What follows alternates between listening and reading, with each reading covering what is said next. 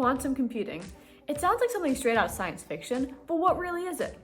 Today, we're going to take a quick look at how quantum computers work and what differentiates them from the classical computers you use in your everyday life.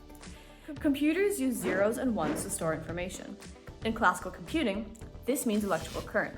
Current can mean one of two states, flowing, which corresponds to 1, or not flowing, which corresponds to 0. Imagine a switch connected to a light bulb. If the switch is off, set to 0, no current is flowing, and the light bulb is also off. But flip the switch on to 1, and current starts to run, causing the light bulb to glow. Each individual switch in a computer corresponds to a single value, 0 or 1. Each value is called a bit. With enough bits, you can listen to music, send an email, or even watch this video. Conceptually, quantum computing follows a similar structure where there are 3 actions you can perform on a single bit of data: reading it, writing a value to it, or changing that value. But quantum is a lot more complex. Quantum bits, which are called qubits, are typically represented by subatomic particles like electrons, and their outcome isn't a binary switch anymore. In fact, qubits can be both 0 and 1 at the same time in a state called superposition.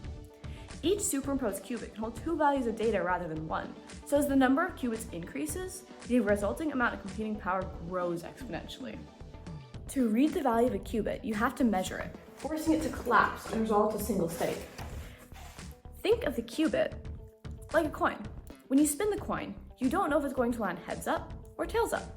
But if you smash the coin down with the other hand and then you lift it, you'll find either heads or tails, similar to how the qubit is forced to resolve to a single state after a measurement. You can change the probability by smashing the coin or measuring the qubit in different directions. By manipulating a bunch of subatomic spinning coins, you can run complex algorithms, model elaborate molecules, or do detailed calculations. But as 2 coins spinning across the table can collide, qubits can also interfere with each other or with the surrounding environment. So as the number of qubits increases, so does the possibility for interference.